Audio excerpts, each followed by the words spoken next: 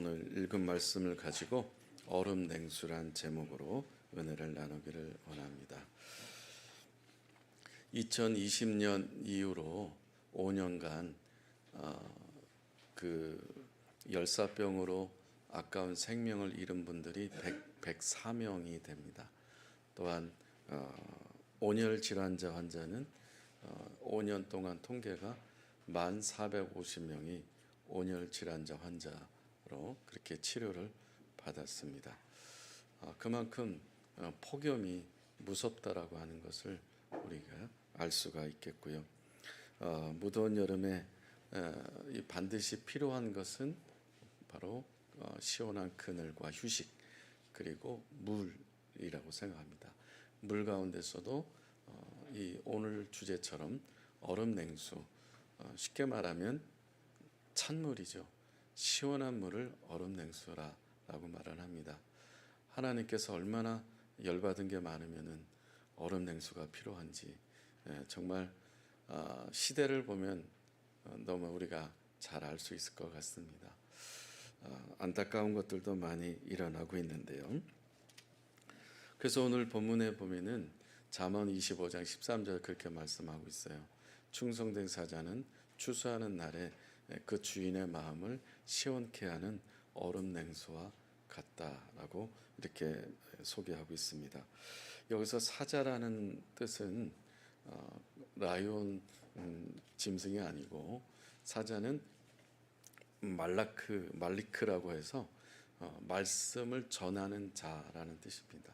메시지를 전달하는 사람. 그래서 또 특별하게 이 사자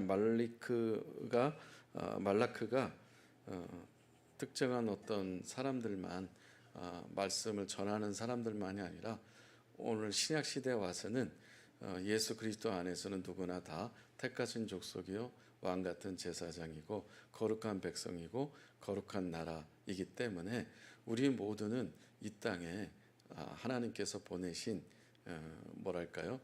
말라크인 것이고 사자인 것이고 하나님께서 저와 여러분들을 그리스도인들을 이 땅에 보낸 특사라고 해도 과언은 아닙니다. 특사라는 단어 뜻 아시죠?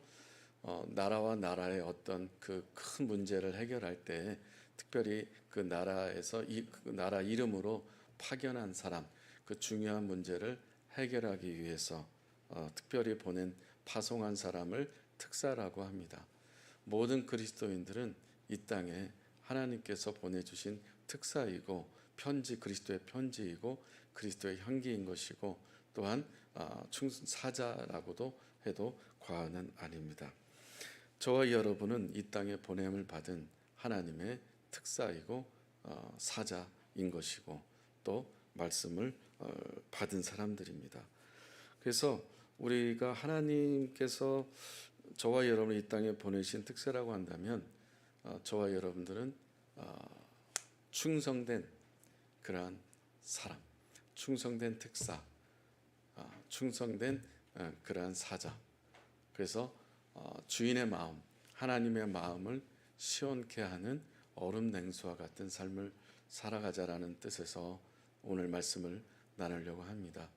이제 7월도 하반기도 첫째 주가 지났고 두 번째 주가 시작됩니다. 저와 여러분들이 상반기 6개월 하나님께 감사했고 또한 첫째 주에 불평 없이 살아가자 불평로 감사 예스 해서 팔찌를 하나씩 나눠드렸는데 지금까지 12일 동안 사시면서 아니면 일주일 사시면서 얼마나 불평을 스톱하고 커트하고 감사를 선택하고 감사를 선포하고 살으셨습니까? 쉽지 않죠. 생각으로 말로 불평하고 원망하는 것이 우리 몸에 벌써 뼛속 깊숙이까지 그렇게 몸에 배어 있는 것 같습니다. 어떤 사건이나 상황이나 환경에 따라서 불쑥불쑥 나오는 것이 불평이고 원망입니다. 그러면서 반대로 감사가 나오거나 똑같은 상황에서 감사가 나오는 것은 정말로 쉽지 않습니다. 그럼에도 불구하고 하나님께서는 저와 여러분들을 그리스도의 편지로 또한 특별한 이 땅에 보낸 구별된 특사로 이 땅에 믿지 않는 사람들에게, 죄악이 있는 세상에 하나님께 보내주신 사자들입니다. 그러면 그 사자들이 감당해야 될 것들은 바로 충성인 것입니다. 그래서 오늘 충성된 사자는 하나님의 마음을 시원케 해드리는 삶을 살아가기 위해서 어떻게 해야 될 것인가. 먼저 하나님께서는 이 땅에서 하나님이 찾으시는 충성된 사람을 찾고 있다라는 말씀을 시편 101편 6절에서 같이 확인하도록 하겠습니다. 읽겠습니다.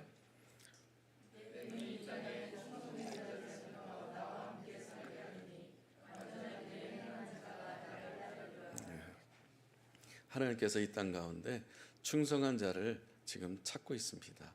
또한 충성한 자를 만나셔서 충성한 자를 통해서 함께하기를 원하고, 충성한 자를 통해서 그 영혼이 완전한 길로 이렇게 인도하기를 원하고, 그 사람이 진정으로 주님을 따르는 양이 된다라는 이야기입니다. 저와 여러분이 정말 이 마지막 때에 하나님이 찾으시는 충성된 사람들이 되기를 바랍니다. 이 충성이라는 단어는 그 성령의 열매 9가지 열매에서도 나옵니다. 갈라디아서 5장 22절 같이 읽겠습니다. 시작. 오직 성령의 열매는 사랑과 희락과 양평과 오래 참음과 자비와 양성과 충성이와, 그 다음에 2개 더 있죠. 그 9가지 성령의 열매 가운데 하나도 충성이라는 것입니다. 어제 GMP 멘토링 하는데 그 아내가 담당한 친구가 네팔 수자타입니다. 그래서 우리 교회에 가끔 나오고 있는 베트남 우리 응엉이라고 하는 여학생도 한국에 온 지 이제 한 달도 되지 않았는데 아직 한국에 대한 눈을 뜨지 않은 학생도 초대해서 같이 아들과 함께 5명이 멘토링을 식사를 했습니다. 근데 그 베트남 학생 티셔츠를 입었는데 티셔츠를 보니까 갈라디아스 5:22 이렇게 써 있더라고요. 오늘 지금 저와 여러분이 읽은 갈라디아서 5장 22절이 이 학생 티셔츠에 써 있는 거예요.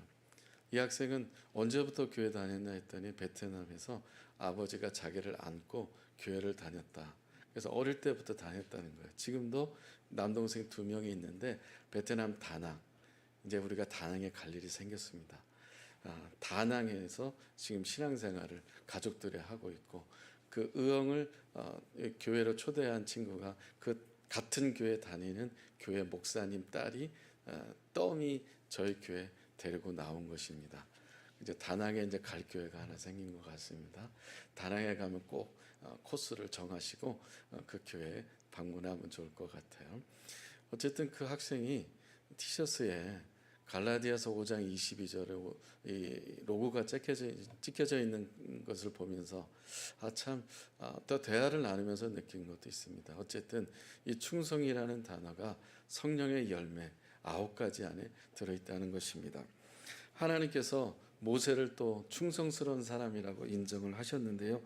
민수기 12장 7절을 같이 읽겠습니다. 시작. 내 종 모세와는 그렇지 아니하니 그는 내 온 집에 충성할지라. 하나님은 중심을 보십니다. 그리고 그 중심에 따라 하나님께서 쓰십니다. 아멘. 하나님은 겉에는 관심이 없습니다. 눈에 보이는 것엔 관심이 없다는 거예요. 사람들이 눈에 따라서 보이는 것에 따라서 많이 이렇게 흔들리기도 하고, 눈에 보이는 것에 따라서 굉장히 업다운이 심한데, 하나님께서는 눈에 보이는 것엔 관심이 없다는 거예요. 하나님의 관심은 이 마음이 있다, 중심이 있다는 것입니다. 모세가 40년 동안 애굽 궁궐에 있었고 양아들로 그렇게 40년 동안 있었고, 또한 40년 동안 미디안 광야에서 생활하면서 양치기 목동이로 나이 80살 될 때까지 그렇게 양을 치는 일을 했습니다. 그리고 나머지 3번째 텀 40년은 하나님의 부르심에 따라서 이스라엘 백성들을 광야로 인도하는, 엑소더스 출애굽하는 그런 지도자로 40년을 쓰임을 받았습니다. 40년 동안 쓰임 받으면서 이스라엘 백성들한테 돌 맞아서 죽을 뻔도 했고, 또한 불평 원망, 백성들이 물 없어요, 목말라요, 그리고 배고파요, 그리고 추워요, 더워요. 이런 불평불만이 200만 명 이스라엘 백성들이 그냥 이곳저곳에서 터져 나올 때마다 모세는 하나님 앞에 엎드리면서 하나님 어떻게 하면 좋을까요? 하나님께 지혜를 구하면서 하나님의 방법을 찾아가면서 40년 동안 이스라엘 백성들을 200만 명을 리딩해 가는 그런 사역을 감당을 해 나갔습니다. 근데 모세가 그래 40년 감당해 나갈 때 하나님께서 보셨던 부분, 중요하게 여겼던 부분은 이 민수기 12장 7절이었다는 거예요. 이 모세는 정말 그 마음 중심에 그리고 온 집에서 가장 충성된 사람이다. 또 히브리서 3장에 가면은 그 예수 그리스도의 뛰어남에 대해서 소개할 때 이 모세가 자기 맡겨진 일을 충성했듯이 예수 그리스도도 신실하게 하나님께서 보내신 그 사명을 충실하게 감당했다. 그렇게 모세와 예수 그리스도를 동격으로 볼 수 있을 정도로 모세가 그만큼 신실하게 충성스럽게 감당했다라고 히브리서 3장에서 그렇게 소개하고 있습니다. 그만큼 모세는 왕자로 있을 때, 권력이 있을 때, 힘이 있을 때, 돈이 있을 때 그렇게 쓰임 받은 게 아니라 미디안 광야에서 40년 동안 그렇게 양치면서 그리고 그렇게 미디안 광야에서 아무것도 할 수 없는 그러한 사람도 만날 수 없는 매일 만나는 게 양밖에 없는데 그 양을 치면서 하나님 그 호렙산에서 가시떨기 나무에 불이 붙은 곳에서 하나님의 부르심과 콜링을 받고 거기서 비로소 정말 하나님께서 이 모세를 남은 40년을 120살에 죽었는데 남은 40년을 하나님의 부르심에 따라 순종하면서 삶을 살았던 그 부분을 궁궐했을 때의 40년이 아니라 미디안에 있을 때 40년이 아니라 정말 그 마음 중심에 하나님 앞에 정말 귀하게 향하고 있다라는 것, 하나님을 경외하고 있다라고 하는 것, 하나님만을 생각하고 있다라는 것을 하나님만 의지한다는 것을 모세는 너무 가슴에 새기고 있다는 것을 하나님이 잘 알고 계셨습니다. 그래서 모세는 부르심을 받았을 때 하나님, 저는 말주변이 없습니다. 가시떨기 나무에 하나님 임재하셨을 때 애굽으로 가라라고 했습니다. 근데 그때 모세가 뭐라고 항변합니까? 저는 40년 동안 양밖에 친 게 없어요. 그 양하고만 놀았으니까 사람하고 대화했으면 말의 스킬이 좀 늘었을 텐데 좀 더 말주변이 좋은 사람들, 수사력이 뛰어난 사람들하고 40년 동안 대화를 나눴더라면 말을 정말 뛰어나게 잘했을 텐데 양하고만 살았으니까 솔직한 얘기잖아요. 나 광야에서 살았으니까 말주변이 없어요. 나는 어눌한 사람이에요. 갈 수가 없습니다. 솔직한 이야기를 했다는 겁니다. 근데 모세는 그럼에도 불구하고 하나님 말씀하심에 순종하면서 40년 동안 그때그때마다 하나님과 교제하면서 하나님 앞에 질문하면서 하나님 앞에 엎드리면서 그렇게 삶을 살아갔다는 겁니다. 그래서 하나님은 겉에 관심이 없구나. 보이는 것엔 관심이 없구나. 마음의 중심에 얼마나 하나님께 향하고 있는지를 보시고 있구나. 우리 교회가 6년 동안 오면서 하나님께서 보셨던 것은 마음의 중심을 보시는 거구나 라는 것을 다시 한번 확인하게 되었습니다. 그래서 이 하나님께서 마음의 중심 보신다는 것은 어디에 또 나옵니까? 이스라엘 백성들의 왕을 세우실 때 사울 왕을 하나님께서 이스라엘 초대 왕을 세우셨어요. 근데 이 사울 왕이 조급한 나머지 왕의 역할과 제사장의 역할이 다른데 월권을 행해서 하나님께서 기다리라고 한 것을 기다리지 못하고 제사 집행을 했습니다. 집례를 했습니다. 왕이. 그래서 결국 하나님께 이렇게 버림을 받았어요. 그 사울 왕이 버림받았을 때 다음 2대 왕을 세우는 과정에서 사무엘에게 이새의 집으로 가라. 거기에 하나님께서 내가 세울 왕이 있다라고 했을 때 첫 번째 아들을 엘리압을 봤더니 정말 준수하고 키가 크고 늠름하고 멋있게 생겼어요. 그 말도 잘해요. 하나님 이 엘리압이 왕이겠군요 하고서 했더니 아니라는 겁니다. 그 다음 두 번째, 세 번째 집에 있는 아들들은 아니라는 거예요. 여기 있는 아들들은 다음에 왕이 될 수 없다. 근데 이새에게 사무엘이 질문합니다.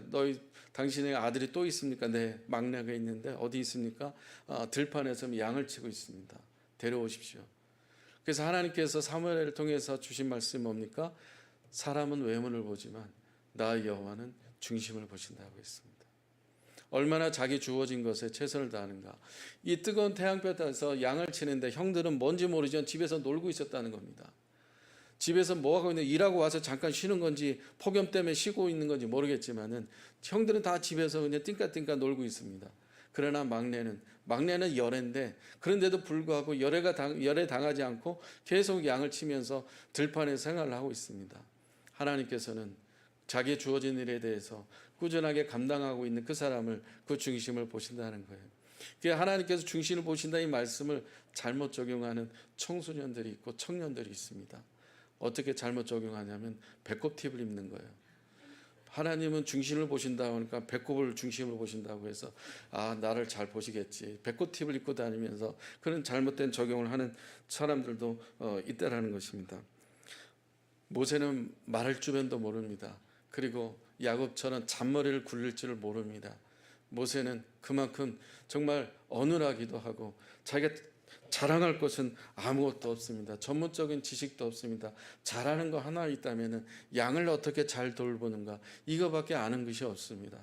말을 얼마나 정말 미사여구를 잘 쓰고 관용어를 잘 쓰고 어떤 말을 정말 맛깔스럽게 잘하고 그러지 못한다는 겁니다. 하나님께서는 그런 사람이 아니라 어느하더라도 나이가 들었어도 마음 중심으로 하나님께 향하고 있는 모세를 하나님께서 칭찬하셨고 충성된 사람이고 온 집에 충성한 사람이라고 인정을 했다는 것입니다. 모세는 하나님의 말씀을 이루기 위해서 얼음 냉수가 되기 위해서 자기 삶을 40년 동안 올인했습니다. 자기 마음 중심을 하나님께 드렸다는 것입니다. 그렇다면 충성이라는 단어는 무엇일까요? 한자 성어를 보면 이렇게 구성되어 있습니다. 가운데 중에 마음심, 말씀은 이를 성자입니다. 이것은 그냥 만든 거예요. 풀었으면은 마음 중심으로 하나님의 말씀을 이루는 것. 네. 성경 박사님 감동이 되나요? 이 한자 성어에 보면은 우리가 본 그대로 내 마음 중심에서 하나님의 말씀을 이루어가는 삶, 이것이 충성인 거예요.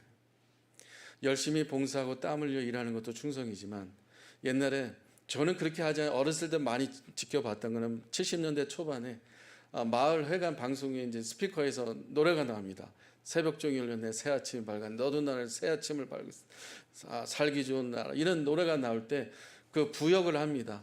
마을 사람들이 다 모여서 같이 모여서 같은 곳 장소에서 같이 힘을 합쳐서 살기 좋은 나라로 살기 좋은 마을로 만들기 위해서 지붕 개량하고 그다음에 도로를 넓히고 어떤 또랑을 넓히고 이런 작업들을 부역이라고 했는데 이런 것들 하거나 건빵을 주고 빵을 줍니다.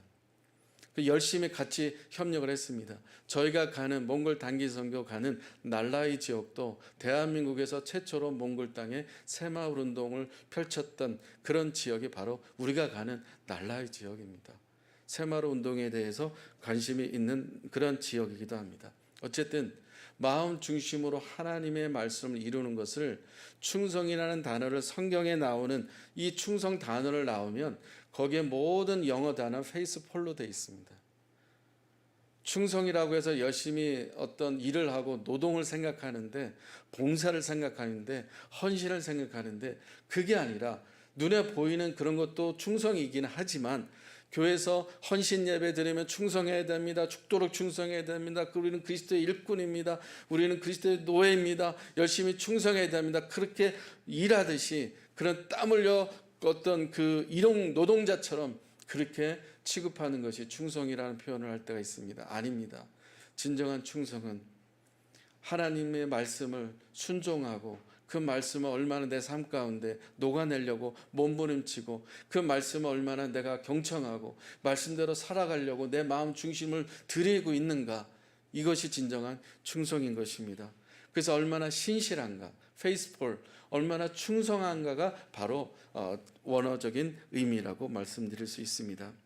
그러므로 성경에서 말하는 하나님 말씀한 충성은 하나님 말씀과 관련이 있는 겁니다. 하나님 말씀과 관련 없는 것은 충성이 아닌 것입니다. 그는 사람을 위한 것이고 어떤 기관을 위한 것이고 교회를 위한 것이고 어떤 특정한 사람을 위한 것이 충성이지, 그 말씀과 관련이 없는 충성은 노동인 것입니다. 자, 하나님의 말씀과 관련이 없는 충성은 우리가 맹목적일 수가 있고 우상을 섬기는 것과 같을 수가 있습니다. 열심히 사역을 합니다. 땀 흘려 열심히, 여름 같은 경우는 정말 옛날에 부교육자 때는 정말 이 여름에 방학 시작할 때 끝날 때까지 쉬는 날 없이 그렇게 밤새워 가면서 땀 흘리면서 사역을 했던 것 같습니다. 그것도 충성이라고 나름대로 그만큼 합리화하면서 열심히 했습니다. 그러나 돌이켜보면은 진정한 충성이었는가? 진정 하나님의 말씀이 하나님이 원하는 게 무엇인지를 듣고 거기에 반응했었는가? 교회가 원하는 대로 반응했는가? 하나님의 말씀이 원하는 대로 반응했는가? 전자였습니다.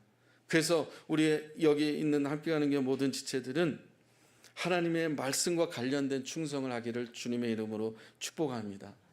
하나님 말씀과 관련 없는 것, 맹목적인 거나 우상을 섬기는 일을 하지 마시길 바랍니다. 마태복음 25장에서 예수님께서 천국을 비유하실 때 이런 비유를 하셔서 달란트 비유를 하셨습니다. 어떤 이제 주인이 출타하기 전에 종들을 불러서 한 사람에게는 5달란트, 한 사람에게는 2달란트, 한 사람에게는 1달란트를 줬습니다. 이제 주인이 일을 마치고 돌아와서 이제 결산을 합니다. 결산했을 때 5달란트 받은 사람은 5달란트를 남겼습니다. 2달란트 받은 사람은 2달란트 남겼습니다. 그러나 1달란트 받은 사람은 땅에 묻어뒀습니다. 그냥 1달란트 그대로 돌려줬습니다. 주인이 5달란트, 2달란트 받은 사람에게 이렇게 말씀하셨죠. 마태복음 25장 21절에서 23절 같이 읽겠습니다. 시작. 그 주인이 이르되 잘하였도다 착하고 충성된 종아, 내가 적은 일에 충성하였으며 내가 많은 것을 내게 맡기리니 내 주인의 즐거움에 참여할지어다. 아멘. 작은 일에 충성했다는 것입니다. 그 작은 일이 뭘까요? 주인의 오다였습니다. 주인님께서 주인이 한 말을 그대로 액면 그대로 받아들이고 그것을 반영했다는 것입니다. 정리하면 하나님께서 하신 말씀을 그대로 내 삶 가운데 반영했다. 이것이 진정한 충성된 삶이라는 거예요. 달란트가 다르죠. 은사가 다르죠. 5달란트, 2달란트, 1달란트, 사람마다 달란트는 다 달라요. 다를 수밖에 없어. 하나님 그렇게 만드셨으니까. 다른 것은 나쁜 것이 아니잖아요. 다른 것을 비교할 필요도 없잖아요. 나는 5달란트 받았는지 1달란트 받았는지 그건 중요하지 않아요. 내게 있는 달란트를 가지고 얼마나 하나님 말씀을 내 삶 가운데, 사역 가운데, 직장에서, 일상에서 그 말씀을 내게 주어진 달란트로 흘러보내고 있는가가 중요한 것이지, 내가 몇 달란트 받았는다는 절대 중요하지 않는다는 것입니다. 말씀 마무리하겠습니다. 요한계시록에 7개 교회가 나옵니다. 7개 교회가 나오는데 앱서버 두사빌라 아세요? 앱서버 두사빌라, 에베소서, 서머나, 버가모, 두아디라, 빌라델피아, 라오디게아, 앱서버 두사빌라 7개 교회 중에서 칭찬받은 교회는 2교회입니다. 어떤 교회입니까? 서머나 교회와 빌라델 교회입니다. 7개 교회 중에서 칭찬받은 게 딱 2가지. 요한계시록은 이제 나중에 마지막 때 이제 우리에게 주시는 어떤 말씀이기도 때문에 우리가 잘 들어야 될 부분이 있습니다. 이 세상에 5만 6만 교회가 한국에 있습니다. 몽골에는 700개 교회가 있습니다. 이렇게 많은 교회가 있지만 그 교회 안에서 마지막 때 칭찬받은 교회는 과연 몇 교회가 될까? 칭찬받는 그리스도인은, 칭찬받는 충성된 사자는, 칭찬받은 달란트 받은 사람은, 칭찬받는 충성된 사자는, 하나님의 마음을 시원케 하는 얼음냉수와 같은 사람은 어떤 사람이 있고 마지막 때 어떤 교회일까? 버가모와 빌라델피아 교회는 공통점이 있었습니다. 칭찬받은 공통점은 하나는 충성이었습니다. 또 하나는 요한계시록 3장 8절에서 빌라델피아 교회에 칭찬하셨는데 내가 적은 능력을 가지고 내 말을 지켰다라고 했습니다. 적은 능력을 가지고도, 네가 믿음이 적든 아니면 달란트가 적든, 네가 돈이 없든, 네가 어떤 실력이 없든, 네가 부족해도 적은 능력을 가지고도 내 말을 키핑했다, 지켰다는 거예요. 그 다음 절에 뭐라고 되어 있냐면, 말씀을 지킬 것뿐만 아니라 내 이름을 내가 배신하지 않았다, 등 돌리지 않았다는 겁니다. 끝까지 고난이 있고 어려움이 있어도 끝까지 주님의 이름을 배신하지 않았다. 우리가 살아가다 보면은 고난이 있고 어려움이 왜 없겠습니까? 충성된 그리스도인들에게는 특히 더 고난과 환난이 있습니다. 그리스도인으로서 살아가지 않을 때는 이게 아무런 문제가 아니었는데, 그리스도인을 살아갈 때는 걸리는 것도 많고 싸워야 될 것도 많고 분리해야 될 것도 많고 정말 절제해야 될 것도 많습니다. 그러므로 인해서 고난과 환난이 많이 생깁니다. 그러나 여러분, 그리스도인에게 겪는 고난과 환난이 있다면 감사하십시오. 하나님 그만큼 나를 사랑하시고 함께 하신다는 사인과 증거를 보여주시는 것이 고난입니다. 충성된 사자로서 하나님의 마음을 시원케 하는 얼음 냉수가 되기 위해서 겪는 고난과 어려움을 정말 그것에 대해서 믿음으로 취하시고 감사함으로 나아갔으면 좋겠습니다. 고난이 없다면, 십자가가 없으면 영광도 없고, 십자가가 없으면 부활도 없고, 십자가가 없으면 면류관도 없습니다. No cross, no crown. 십자가가 없으면 면류관도 없습니다. 십자가가 없으면, 고난이 없으면, 고통이 없으면은 하나님 주신 생명에 의해 면류관도 없습니다. 부활도 없습니다. 주님 오시는 그날까지 십자가를 지고 땅 끝까지 우리를 기다리고 계신 주님을 향하여 저와 여러분들의 믿음으로 얼음 냉수가 되는 삶이 되기를 바랍니다. 마라나타, 아멘, 주 예수여 어서 오시옵소서. 이 고백을 하면서 정말 끝까지 하나님 마음을 시원케 하는 얼음 냉수, 충성된 사자 그리스도인 모두가 되기를 바랍니다.